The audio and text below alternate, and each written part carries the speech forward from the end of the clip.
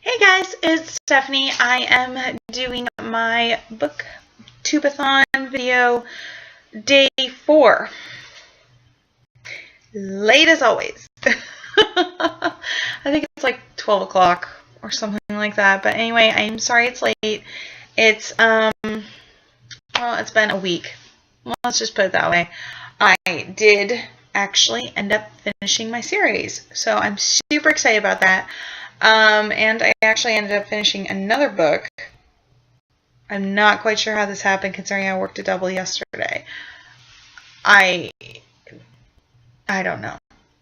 I really don't. It's really fun, but really I wasn't expecting it. Anyway, so my series that I did was The Mysterious Benedict Society by Trenton Lee Stewart. This is technically written for children, but seeing as it is a 485-page book, I'm thinking it was written for a high-end child or high school. I'm not sure, but they definitely don't seem like typical children. But anyway, so this is 485 pages. This one is The Mysterious Benedict Society and the Perilous Journey is 440 pages. And then the third one, Mysterious Benedict Society and the Prisoner's Dilemma, is the shortest at 391 pages. Irony. I'm like, yay, it's short. Oh, bear with me. My coffee has run out and I am like doing this so I can go to bed. Anyway, so I love this series. This has been one of my favorite series for about, I want to say maybe 6 years or so. I bought the series when I worked in Borders. I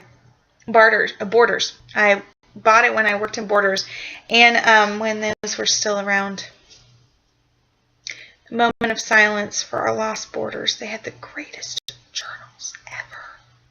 Plus, they had those like pocket-sized books that you could stick in the back pocket of your jeans, and they would like actually fit. It was fantastic. I loved them. Oh,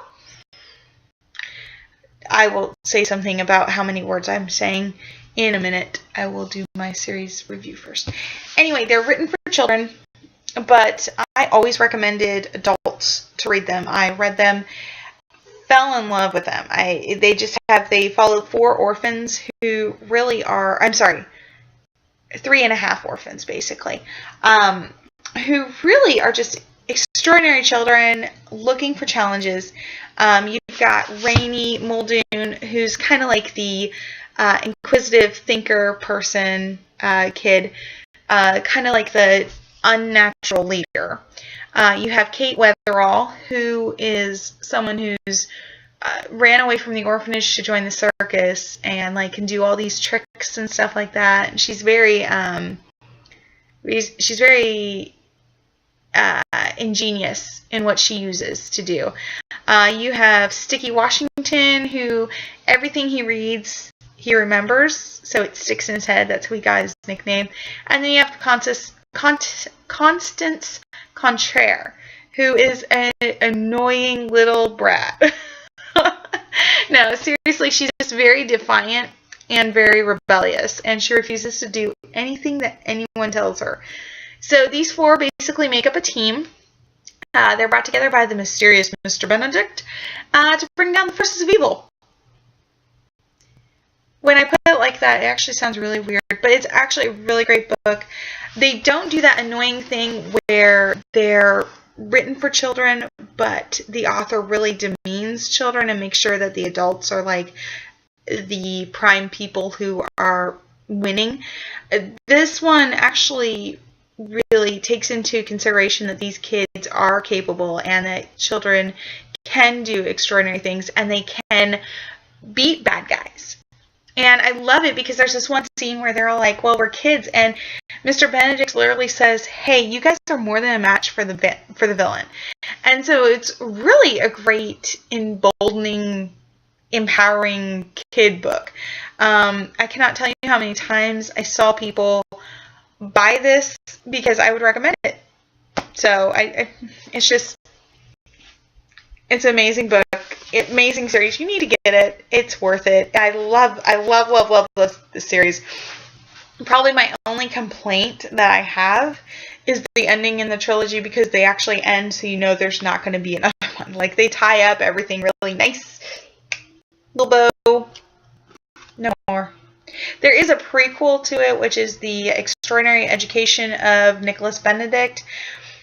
But that one's interesting. I really have to take that as more of like a separate complete, not a part of this, because this is written, they're both written very similar, but it's really hard for me to take the Mr. Benedict that's described in here and turn him into a 9 or 10-year-old.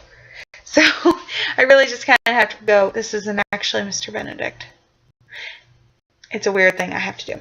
Anyway, normally how I do my series is I basically will read one of the series, and then I'll read something else in between each book. So that way it's kind of like it freshens my mind up. This time I actually did that kind of. I finished the first one and was halfway done with the second one last night. I realized I just really needed a break. And so I did my other challenge book, which is for Red, which is God's Dream for You by Matthew Barnett. This was only 187 pages. This is actually the least amount of pages of any of the books I'm doing for Booktubeathon, which is scarily ironic. Okay, this is a good book. Made me cry. It's full of real life stories about how to trust God and how to believe that God is going to do what he says, and how, there is a dream inside everybody for whatever purpose, and you just have to really be able to believe God that he is going to give you that purpose. So it was a great book. I read that last night in about 2 hours, I think. I was really, really bored, and I really don't want to read series. It's funny, I really don't like reading stuff I have to read. So like for school, I hated required reading, because that was just like, I don't want to read this at all. I don't want to read it. I don't want to know about it. I don't want to talk about it. If I have to read something, it tends to not be something I want to read. Just saying. Anyway, so I read that, and then I finished the series, Mysterious Benedict's series, tonight, about 30 minutes ago, I think. And so then I started on Fight Like a Girl by Lisa Bevere. I'm not really a girly girl, and I really don't like books that talk about girls and women empowerment and stuff like that. I just don't care for it. It's not my cup of tea. I'm only on page 17 of this one, but it's actually a little bit different than what I was expecting. So it's really talking about the gender roles and the twisted picture that we have of gender roles, and it's really bringing the Bible into it. So it's going to hopefully be good. I'm not holding out much hope, but again, it was my one that was recommended to me by my mom, so I'm going to read it. And I decided I'm going to have to write out a script, mainly because I looked back over my other 2 videos, and in the first one I went off on a tirade that, even though I did the video, I rewatched it just to make sure before I uploaded it. For some reason I missed this tirade to cut, and I went off on a tirade and I did not stop.